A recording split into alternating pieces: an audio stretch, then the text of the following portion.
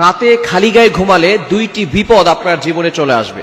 অবশ্যই আপনি দুইটি বিপদের ভিতরে পড়ে যাবেন। আমরা অনেকেই আছি রাতের বেলা যখন গরম বেশি লাগে তখন আমরা খালি গায়ে ঘুমাই। নবীজি সাল্লাল্লাহু আলাইহি সাল্লাম কখনো খালি গায়ে ঘুমাতেন না। নবীজি সাল্লাল্লাহু আলাইহি সাল্লাম এই খালি গায়ে ঘুমাতে নিষেধ করে দিয়েছেন। আমাদের নবী তার উম্মতের জন্য A to Z যা কিছু লাগবে সব শিক্ষা দিয়ে গেছেন।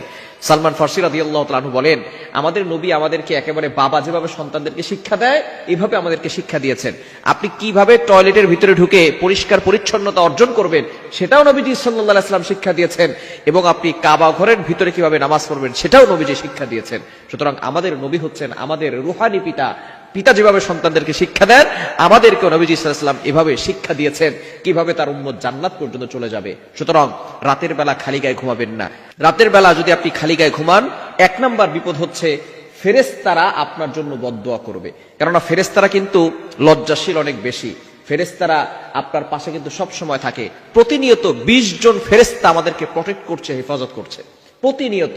লাহু মুআকিবাতুম মিন বাইনি ইয়াদাইহি ওয়া মিন খালফি ইয়াহফাযুনাহু মিন আমরিল্লাহ। আল্লাহর অর্ডারে প্রতিনিয়ত আমাদেরকে 20 জন ফেরেশতা সব সময় প্রোটোকল দিচ্ছে এবং আমাদেরকে হেফাজত করছে। আমাদের সামনে একজন ফেরেশতা, বামে একজন ফেরেশতা, ডানে একজন ফেরেশতা, বামে একজন ফেরেশতা, এই 4 জন ফেরেশতা সামনে, বামে, ডানে, পিছনে আছে। এবং এই 2 চোখে 2 জন ফেরেশতা আছে, 2 নাকের ছিদ্রে 2 জন ফেরেশতা আছে, কানের ছিদ্রে 2 জন ফেরেশতা আছে। তাহলে এখানে হচ্ছে 6 জন, আর সামনে পিছনে বাম পাশে ডান পাশে হচ্ছে 4 জন, মোট হচ্ছে 10 জন। এই 10 জন সকাল থেকে সন্ধ্যা পর্যন্ত ডিউটি পালন করে। আবার এই 10 জন চলে যায় সন্ধ্যার সময়, সন্ধ্যার পরে আবার সারা রাত ধরে বাকি 10 জন আবার আপনার হেফাজত করার জন্য তারা ব্যবস্থাপনা করে। সুতরাং এই 10 জন 20 জন ফেরেশতা প্রতিদিন আপনাকে প্রটেক্ট করছে, হেফাজত করছে। যদি এই ফেরেশতারা আমাকে আপনাকে প্রটেক্ট না করতো, হেফাজত না করতো, তাহলে মুরগির বাচ্চাকে যেভাবে কাক অথবা চিল পাখি, যে পাখিগুলো আছে, বাস পাখি আছে, এরা মুরগির বাচ্চা খেয়ে ফেলে, যেভাবে মুরগির বাচ্চাকে ছো মেরে উড়িয়ে নিয়ে যায়, সেভাবে যদি ফেরেশতারা আমাদেরকে প্রটেক্ট না করতো তাহলে এই মুরগির বাচ্চাদের মতো জিন জাতি আমাদেরকে ছো মেরে উড়িয়ে নিয়ে যেত। সুতরাং অবশ্যই এই ফেরেশতারা আল্লাহর অর্ডারে আমাদেরকে হেফাজত করছেন। সুতরাং আপনি রাতের বেলা খালি গায়ে ঘুমাবেন না। ফেরেশতারা এতে লজ্জাশীল হন এবং আপনার জন্য দোয়া করেন না। এজন্য অবশ্যই এই বিষয়গুলো খেয়াল করতে হবে। দ্বিতীয় নাম্বার হচ্ছে, যারা রাতের বেলা খালি গায়ে ঘুমায় তাদের বিভিন্ন রোগ হওয়ার সম্ভাবনা আছে এবং জিনের আসর লাগার সম্ভাবনা আছে। বর্তমানে আমাদের সমাজে জিনের আসর এবং কালো ম্যাজিক, জাদুটোনা এগুলো বেশি হচ্ছে।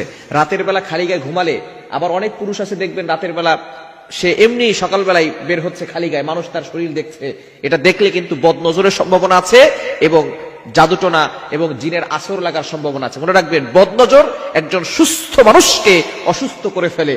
বদনজর একটা উটকে, সুস্থ উটকে রান্নার পাতিলে পর্যন্ত পৌঁছে দেয়। অর্থাৎ সে অসুস্থ হয়ে পড়ে, তাকে শেষ পর্যন্ত মালিক জবাই করে রান্নার পাতিলে করে রান্না করে খায়। নবীজি সাল্লাল্লাহু আলাইহি ওয়াসাল্লাম বলেছেন, একজন সুস্থ উটকে বদনজর রান্নার পাতিলে নিয়ে যায় এবং একজন সুস্থ মানুষকে বদনজর লাগলে সে ওই সুস্থ মানুষ অসুস্থ হয়ে কবর পর্যন্ত চলে যায়। সুতরাং এই বদনজর থেকে বাঁচার জন্য অবশ্যই আপনি খালি গায়ে থাকবেন না।